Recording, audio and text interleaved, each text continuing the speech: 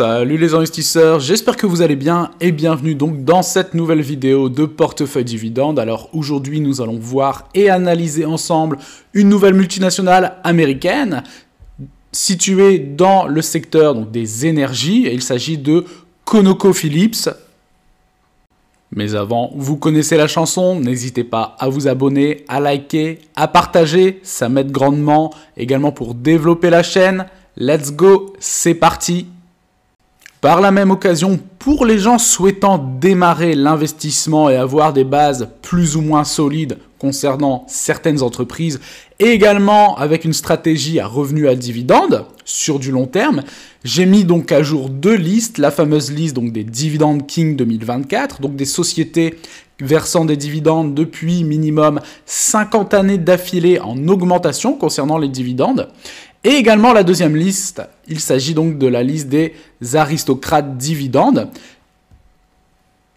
Et celle-ci verse des dividendes de façon croissante depuis minimum 25 années d'affilée. Donc au moment où je tourne la vidéo, le prix du cours de l'action de ConocoPhillips est de 128,68 $ très précisément. Donc concernant le petit historique donc de ConocoPhillips, donc c'est une multinationale américaine qui est spécialisée donc dans l'extraction, le transport et la transformation donc du pétrole. Donc elle fait partie donc des 6 super majors, donc les plus grosses entreprises du secteur à l'échelle mondiale. Et malheureusement, elle fait également partie donc, des 20 entreprises les plus émettrices donc, de CO2 depuis 1965. Donc finalement, l'entité ConocoPhillips est quand même assez récente puisque celle-ci est donc née de la fusion entre Conoco Incorporation et Phillips Petroleum Company qui a été finalisée, donc c'était le 30 août 2002. Concernant les dernières dates, donc entre guillemets, l'historique de ConocoPhillips en 2015, décembre 2015 précisément, ConocoPhillips vend ses activités en Russie, qui est composée notamment donc d'une petite co-entreprise avec Rosneft. Sa participation est estimée à 50%, évaluée donc à une valeur comprise entre 150 et 200 millions de dollars. En mars 2017, ConocoPhillips annonce la vente de ses activités pétrolières et gazières dans l'Ouest canadien à une entreprise prénommée Cenovus Energy pour 13,3 milliards de dollars. En avril 2019, ConocoPhillips annonce la vente pour 2,7 milliards de dollars de ses activités en mer du Nord à Cryasaor, une entreprise britannique. En octobre 2020, ConocoPhillips annonce donc l'acquisition de Concho Resources, producteur américain de pétrole, présent notamment dans le bassin permien américain pour 9,7 milliards de dollars. Et la dernière en date, donc c'était en septembre 2021, Shell annonce la vente de ses activités dans le bassin permien à ConocoPhillips pour 9,5 milliards de dollars. Chose également très intéressante et à prendre en compte, que ce soit au niveau donc, des activités, donc là concernant l'extraction pétrolière, ConocoPhillips possède donc des gisements exploités aux États-Unis, 49% de la production du pays en 2019, vous imaginez c'est tout simplement gigantesque, Norvège 10%, Canada 5%, Australie 12%, Indonésie 4%, Malaisie 4% également, Libye 3%, Chine 3% et Qatar 6%. Maintenant, en ce qui concerne donc la distribution, donc jusqu'en 2012, elle exploite aux États-Unis les stations-service Conoco, Phillips 66 et Union 76, achetées à une eau locale. En Europe, elle possède les stations-service Jet, donc présents en Autriche, en Belgique, en République tchèque, au Danemark, en Finlande, en Allemagne, au Luxembourg, en Hongrie, en Norvège, en Pologne, en Slovaquie, en Suède et au Royaume-Uni. On passe maintenant ici directement sur TradingView. Donc si vous voulez faire vos propres recherches, et je vous encourage expressément à le faire, c'est très important pour que vous puissiez avoir vos propres informations, vos propres analyses et pouvoir prendre votre propre décision. Donc le ticker de l'entreprise est tout simplement donc COP et ici on voit le cours de bourse, je l'ai mis directement en mensuel et ce depuis 1968. Et donc vous voyez la performance qui est tout simplement exceptionnel.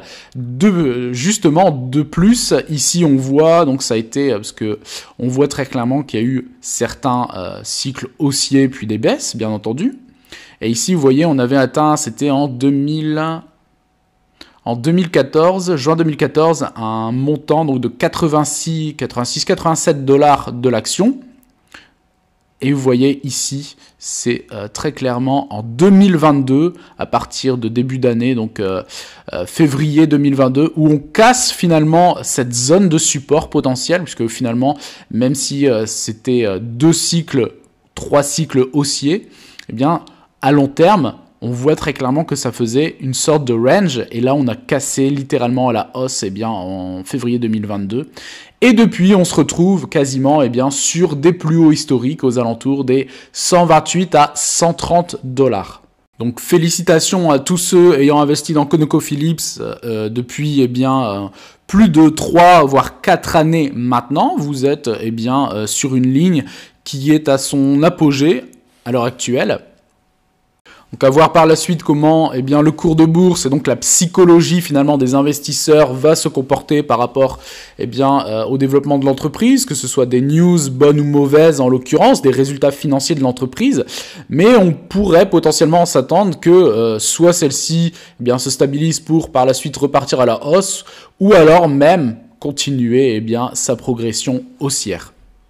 En l'occurrence ici, en étant sur des plus hauts historiques, je ne recommande jamais d'acheter sur ce genre de haut, puisque très clairement, on ne sait absolument pas à quoi s'attendre. Mais dans tous les cas, très très belle performance. Si par exemple on prend au plus récent, c'est-à-dire sans prendre le plus bas connu ici c'était en novembre 2020, en prenant admettons ici sur un potentiel support aux alentours des 50 dollars, cela représente en l'espace de 3 ans une performance de 150%, ce qui est quand même excellent. D'ailleurs, concernant les performances à court, moyen et long terme, si vous aviez investi il y a 6 mois à peu près, vous seriez déjà à plus 10% sur votre ligne Conoco. Sur un an, vous seriez à plus 18,7%. Sur les 5 dernières années, vous seriez aux alentours des 94, entre 90 et 100% de performance. Et au maximum, alors ici le maximum est concentré à partir de 84, vous seriez très clairement, ce qui laisse rêver à quasiment 3000%. D'ailleurs, n'hésitez pas à mettre en commentaire si vous avez ConocoPhillips dans votre portefeuille ou si celle-ci vous intéresse.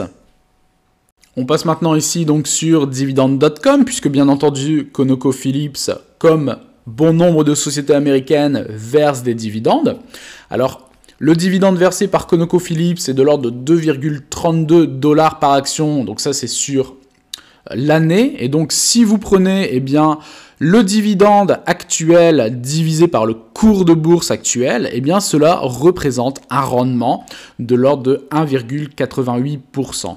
Concernant le average price recovery, il est de 4 jours. Cela veut dire très clairement qu'il faut 4 jours, on va dire même une petite semaine si vous voulez, si on allonge davantage, une semaine à l'entreprise pour qu'elle retrouve son cours de bourse avant le détachement du dividende. Donc c'est quelque chose d'extrêmement rapide. Concernant le ratio de distribution, le payout ratio, il est très très bon. Conservateur, il est excellent. Il est de l'ordre, en tout cas pour l'année 2023, il est de l'ordre de 24%. Ça veut dire que l'entreprise, quand elle a versé les dividendes à ses actionnaires, il lui reste encore 76-75% de cash dans ses caisses de trésorerie. Et donc grâce à cela, elle peut continuer à se développer, rechercher développement, fusion, acquisition de nouvelles entreprises, surtout dans le secteur des énergies où il y a beaucoup d'achats et de fusions d'entreprises, puisqu'elles veulent continuer à croître et être, entre guillemets, leaders dans leur marché. Concernant le versement des dividendes, cela fait 7 années que ConocoPhillips verse des dividendes de façon croissante. Donc cette année, c'est un début. Alors bien entendu, celle-ci, on verra par la suite, celle-ci versait des dividendes depuis bien plus longtemps, mais à un moment donné, elle a sans doute réduit son dividende. Concernant la fréquence des dividendes, c'est versé de façon trimestrielle, comme la majorité des sociétés aux États-Unis. Et le secteur en général de l'énergie a un rendement de 4,24%, et donc ConocoPhillips est par contre, elle, en étant sur des plus hauts historiques, et donc bien en dessous avec un rendement de 1,80. Concernant maintenant le versement des dividendes, le dernier paiement du dividende a été effectué le 1er mars pour un montant de 20 centimes de dollars, mais attention, c'était un dividende spécial, donc en fonction bien entendu des résultats de l'entreprise, eh bien celle-ci a potentiellement été généreuse envers ses actionnaires, puisque ça c'est en plus eh bien, des dividendes trimestriels perçus. Et du coup, vous voyez, le 31 mai, le prochain dividende qui est, lui, régulier, donc au niveau trimestriel, sera de 58 centimes de dollars. Et du coup, ici, en étant sur l'historique du versement des dividendes, vous voyez donc les 20 centimes de dollars, qualification donc qualifiée en extra, donc c'est un bonus pour eh bien, les actionnaires. Donc souvent, c'est en fonction des résultats et donc des bénéfices de l'entreprise. Donc celle-ci a été généreuse en 2023. Elle l'a également été eh bien, en 2022, si je ne dis pas de bêtises, vous voyez, puisqu'on est également sur des extras. C'était 30 centimes de dollars en 2022. Ici, c'était 70 centimes d'extra, 1,40$ également. Donc, depuis ces 2-3 dernières années, eh bien, ConocoPhillips est très clairement porté vers ses actionnaires. C'est une chose très très intéressante. Mais sinon, en 2021, le dividende perçu était de 1,75$, 1,69$ en 2020, 1,33$ en 2019, 1,16$ en 2008, 1,06 en 2017, 1 dollar en 2016. Vous voyez ici, donc 2,94 en 2015. Donc on voit, c'est à partir de cette période, entre 2015 et 2016, que celle-ci a réduit son dividende de quasiment 66%. En 2014, c'était 2,84 dollars. En 2013, c'était 2,70, 2,64 en 2012, 2,64 toujours en 2011, 2,15 en 2010, 1,91 en 2009, 1,88 en 2008, 1,64 en 2007, 1,44 en 2006, 1,18 en 2005, quasiment 90 centimes en 2004 et ainsi de suite. On passe maintenant ici donc sur Morning. Alors concernant la sûreté du dividende, c'est noté moyen 12. Alors bien entendu, si on descend ici, vous voyez, on va regarder un petit peu donc l'historique du versement des dividendes. Et donc vous voyez concernant le graphique, c'est assez fluctuant. En tout cas, c'est pas très très régulier sur le long terme depuis 2003. Vous voyez, de 2003 jusqu'à 2015, alors ici normalement entre 2008 et 2009 il y avait une stabilisation du dividende, mais on voit quand même de 2003 à 2015 une augmentation. Par contre vous voyez 2015, eh bien comme on l'a vu sur dividende.com précédemment, eh bien le dividende est divisé par quasiment par 70% puisqu'on se retrouve à 1 dollar en 2016 alors qu'on était à quasiment 2,94, 3 dollars en 2015. Et après, on repart sur une dynamique haussière qui, d'ailleurs, est très très importante, mais avec, bien entendu, les extras qui sont pris en compte ici, donc 2021 à 2022 et également 2023. Donc, à voir la dynamique pour 2024. Donc, je comprends la notification de moyen concernant la croissance des dividendes. Concernant le score de croissance, là ici on serait plutôt sur, comme on est sur des plus hauts, on serait plutôt sur du 19 en termes de croissance concernant le cours de bourse. Ici, alors la croissance du dividende calculée sur les 5 dernières années, elle est potentiellement faussée avec les extras en bonus pour les actionnaires sur les 2-3 dernières années, mais du coup ça fait quand même une sacrée croissance de l'ordre de 27% par an sur les 5 dernières années. Concernant la capitalisation boursière de ConocoPhillips, c'est tout simplement énorme, 150 milliards de dollars. Concernant ici le ratio court par rapport au bénéfice, c'est-à-dire le PAE, le Price to Earning, je pense qu'il est faussé, au vu, ça n'a pas été pris en compte parce que souvent 14, c'est pas une société qui est surévaluée, c'est plutôt une société qui est potentiellement à sa juste valeur, parce que cela voudrait dire que pour $1 de bénéfice de ConocoPhillips, eh bien les investisseurs à l'instant T sont prêts à payer 14 fois le prix, et je pense que ce n'est absolument pas le cas actuellement, c'est sans doute beaucoup plus. Concernant le bénéfice par action, il est de l'ordre de 9,06 $ de bénéfice donc par action. Concernant le comparatif des performances, donc entre ConocoPhillips, le S&P 500, le Nasdaq et le secteur des énergies, donc la performance sur un an, c'est plus 33% pour ConocoPhillips, plus 27% pour le S&P, plus 38% pour le Nasdaq et plus 20% pour le secteur des énergies. Donc très clairement, sur un an, ConocoPhillips surperforme le S&P 500.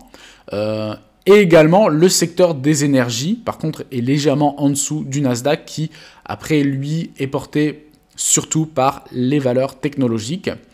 Et vous voyez également, sur les 5 dernières années, ConocoPhillips, c'est plus 131%, alors que le S&P 500, c'est entre guillemets seulement plus 82%, le Nasdaq, plus 144%, et le secteur des énergies, plus 80%. Donc pareil pour les 5 dernières années.